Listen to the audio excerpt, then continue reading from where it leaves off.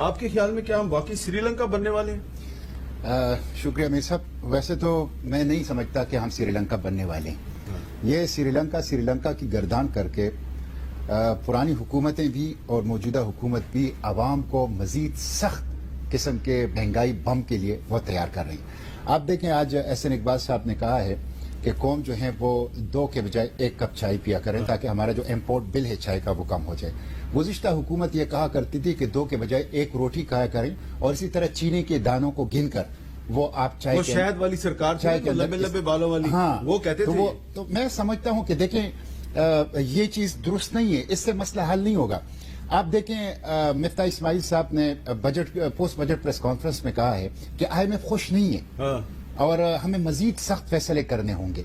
اور پھر آپ دیکھ لیں جس طرح آپ نے خود کہا کہ احسن اقبال صاحب نے دیکھا آپ نے کہ احسن اقبال صاحب نے آج پریس کانفرنس میں کہا کہ گزشتہ حکومت نے پاکستان دشمن معاہدے IMF سے کیے ہیں. اب اگر گزشتہ حکومت نے پاکستان دشمن معاہدے کیے اور میں سمجھتا ہوں کہ غلط ہے تو آپ کم از کم اس کو فالو نہ کریں, آپ اس کو ختم کریں. اور یہ جو آپ نے ڈالر کی بات کی ہے, آپ نے بجٹ دیکھا ہوگا 3.8 ٹریلین ہمارا ڈومیسٹک ڈیٹ ہے, یعنی ہمارا جو اندرونی قرضہ ہے.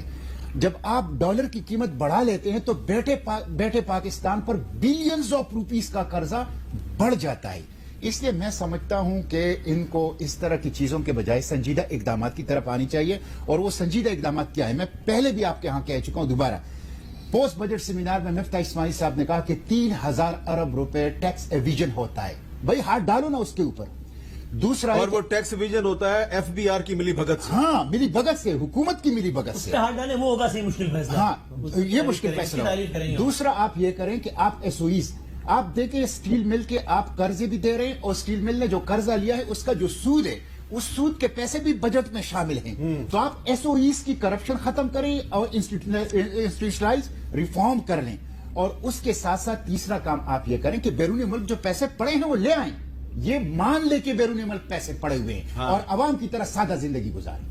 سوال یہ ہے کہ مجھے پتا چلا کہیں سے کہ یہ ہمارے جو مشتاق احمد خان صاحب ہیں, سینیٹر ہیں, انہوں نے خط لکھا ہے اسپیکر قومی اسمبلی کو کہ وہ جو ایک رکن قومی اسمبلی علی وزیر صاحب ہیں جو سپریم کورٹ کی ضمانت کے باوجود, سندھ ہائی کورٹ کی ضمانت کے باوجود MPO میں ابھی تک بند ہیں, وہ بجٹ اجلاس ہو رہا ہے اس کا ایک آپ پروٹیکشن آرڈر جاری کر دیں. تو راجہ پرویز اشرف صاحب اسپیکر قومی اسمبلی جو ہے وہ علی وزیر کا پروٹیکشن آرڈر تو جاری نہیں کر سکتے.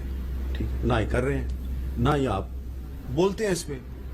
لیکن آپ لوگ کہتے ہیں کہ پرویز مشرف کو آنے دو, علی وزیر کو نہ آنے دو.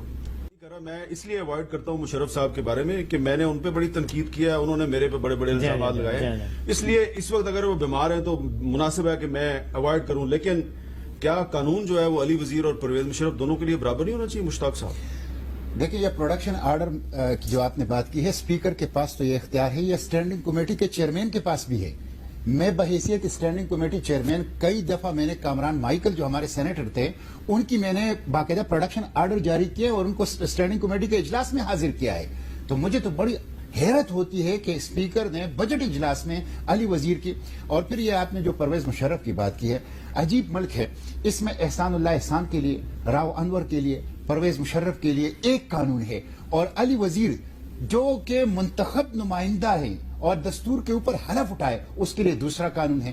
پھر آپ نے یہ پرویز مشرف کی بات کی. دیکھیں 2 طرح کے انسان کے اعمال ہوتے ہیں, ایک انفرادی عمل ہوتا ہے, ایک ہے اجتماعی. وہ تقریباً 10 سال پاکستان کا حکمران رہا ہے. اس نے ایسی پالیسیاں اپنائی ہیں جس کے اثرات آج ہم بھگت رہے ہیں. آپ دیکھیں یہ جو بلوچستان میں جو کچھ ہو رہا ہے, بگٹی کو انہوں نے شہید کر دیا, اس کی وجہ سے ابھی تک بلوچستان کے حالات نارمل نہیں ہوئے. یہ جو آپ نے سندھ اسمبلی کے سامنے مسنگ پرسن, اس کا آغاز تو پرویز مشرف اور جو پرویز مشرف کے دور میں جو لوگ اٹھائے گئے تھے ابھی تک غائب ہیں. اور عافیہ صدیقی جو ابھی تک امریکہ کے اندر ہے. مجھے سیف اللہ پراچا جس کو ابھی 18 سال کے بعد گوانٹانامو بے سے انہوں نے ان کو بے گناہ قرار دی کے ریلیز کر دیا. اس کے وکیل نے مجھے خط لکھا, میں نے اس دن سینٹ میں لہرایا کہ اس کے وکیل نے کہا ہے کہ اب وہ بیمار بھی ہیں, عمر کے اس حصے میں بھی ہیں, تو حکومت پاکستان صرف یہ لے کے کہ اس کی سیکیورٹی کی ضمانت ہم لیتے ہیں تو ہم اس کو پاکستان تو میں بالکل اس کے حق میں نہیں ہوں. میں سمجھتا ہوں کہ انہوں نے ڈرون اٹیکس جس کو یونائٹڈ نیشن نے لائسنس ٹو کل کہا ہے انہوں نے $140 ارب کا دہشت گردی کے خلاف جنگ میں نقصان پہنچایا پاکستان کو. انہوں نے پاکستان کو امریکی اڈا بنا لیا. انہوں نے 2 دفعہ آئین کو ایک چیز انہوں نے ایک چیف جسٹس کو جو اس وقت اس کو بالوں سے پکڑ کر گھسیٹا. ان کے جرم جو ہیں وہ قومی جرم اور ہیں. ایک چیز بھول گئے, ایک چیف جسٹس نے ان کے بارے میں فیصلہ دیا, پشاور ہائی کورٹ کے چیف جسٹس نے. مجھے بہت دکھ ہے کہ آج خواجہ آصف اور فواد چودھری یہ دونوں ایک دوسرے کے سیاسی مخالف ہیں, لیکن جب پرویز مشرف کی بات آتی ہے تو یہ ایک زبان ہو جاتے ہیں. یہ کئی غریبوں کے لیے بھی ایک زبان ہو گئے ہیں, کبھی بلوچوں کے لیے بھی ایک زبان ہو گئے ہیں, کبھی یہ یہاں پہ مہنگائی کے خلاف بھی ایک زبان ہو گئے ہیں. میں سمجھتا ہوں یہ نہیں چلے گا, اور یہ اس طریقے سے جو اخلاقی بنیادیں ہیں پاکستان کی یہ مسمار کر رہے ہیں, منہدم کر رہے ہیں. اس کے نتیجے میں پاکستان کی سروائیول کا خطرہ ہو. یہ تو بہت ہی افسوسناک اور شرمناک اور قابل مذمت اقدام ہے. دیکھیں چند بچے ہیں, طلبہ ہیں, آپ اگر ان کو وہاں سے اٹھانا ہے تو اٹھانے کے باعزت طریقے بھی ہیں, حکمت کے ساتھ بھی آپ اٹھا سکتے ہیں, نہ کہ آپ ان کی تذلیل کر کے ان کے اوپر وائلنس کر کے. تو میں تو اس کی مذمت کرتا ہوں. اور میر صاحب میں یہ کہوں کہ اس وقت یہ بہت بڑا مسئلہ ہے, ایک بہت طاقتور ویو اس وقت غائب کرنے کی. جب سے یہ حکومت آئی ہے مہنگائی کی مہم بھی لہر بھی طاقتور ہو گئی ہے, اس کے ساتھ غائب کرنے کی مہم بھی طاقتور ہو گئی ہے. دیکھیں انٹرنیشنل اسلامک میڈیکل کالج ہے, اس کے ڈین ہیں عمر وہاب ڈاکٹر, وہ غائب ہیں. آپ دیکھ لیں پشاور پریس کلب کے سامنے ایک خاندان جو ہیں وہ کئی دنوں سے وہاں پہ دھرنا دیے بیٹھے. کل کراچی سے ایک جرنلسٹ غائب ہو گیا. ہاں جنرل وہ پھر واپس بھی آ گئے. ان کے گھر کے اوپر سیکورٹی فورسز نے قبضہ کیا ہے, وہ گرمی میں وہاں پہ بیٹھے ہوئے ہیں, کوئی اس کو اٹھانے والا نہیں ہے. احمد سجاد اکاڑا کے مجھ سے ایک ہفتے سے وہ رابطہ کر رہے ہیں, ایک پرائیویٹ اسکول کے ڈائریکٹر ہیں, وہ غائب ہیں. تو پنجاب میں, سندھ میں, بلوچستان میں, کے پی میں ایک بہت طاقتور لہر ہے, اور اس میں بڑے ہائی کوالیفائڈ لوگ بھی ہیں. تو میں تو سمجھتا ہوں کہ یہ جو میں نے تو خود سینٹ کے اندر کانسٹیٹیوشن کے آرٹیکل 9 اور آرٹیکل 10 میں ترامیم پیش کی ہے.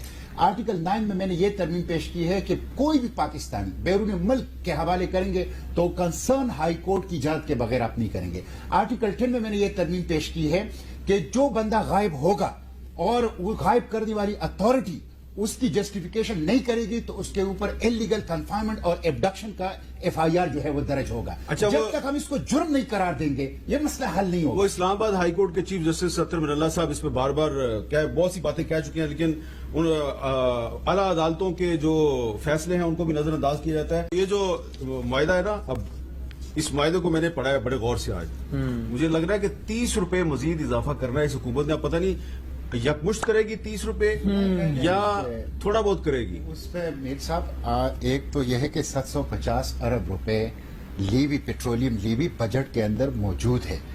یہ پیٹرولیم لیوی 30 روپے فی لیٹر اضافے کے بغیر حاصل ہی نہیں ہو سکتا. تو کرنا اس لیے کہ IMF نے ان سے کہنا ہے کہ بجٹ میں جو کمٹمنٹ کی اور صورت میں پورا کرنا ہے. دوسری بات, آج خبر آئی ہے, زیادہ میڈیا میں نہیں آئی, کہ ECC نے, اکنامک کوارڈینیشن کمیٹی نے 13 روپے یونٹ بجلی مزید بڑھانے کا فیصلہ کر لیا ہے, لیکن اس کو اس لیے اوپن نہیں کر رہے کہ اس وقت لوگوں میں اس کو برداشت کرنے کی ہمت نہیں ہے.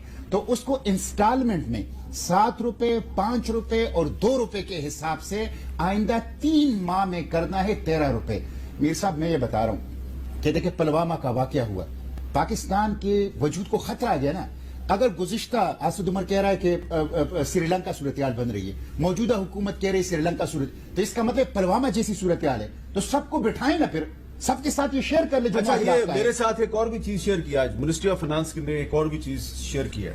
وہ کہہ رہے ہیں جی پاکستان میں ٹھیک ہے پیٹرول جو ہے وہ بہت مہنگا ہو گیا, مزید مہنگا ہونے والا ہے, 209 یعنی کہ 210 کے قریب چلا گیا ہے فی لیٹر. انڈیا میں وہ کہہ رہے ہیں جی ابھی بھی 266 روپے فی لیٹر ہے, بنگلہ دیش میں 193 روپے 45% فی لیٹر ہے, نیپال میں 273 روپے فی لیٹر ہے, اور سری لنکا میں 247 روپے فی لیٹر ہے. تو دعویٰ ان کا یہ ہے کہ جی ابھی بھی پاکستان میں پیٹرول سے آپ یہ پوچھ لینا کہ سری لنکا میں, بھارت میں اور بنگلہ دیش میں اور امریکہ میں مزدور کی تنخواہ کتنی ہے, پر کیپٹا انکم کتنا ہے, مزدور کی تنخواہ کتنی ہے, قوت خرید کی صورتحال کیا ہے.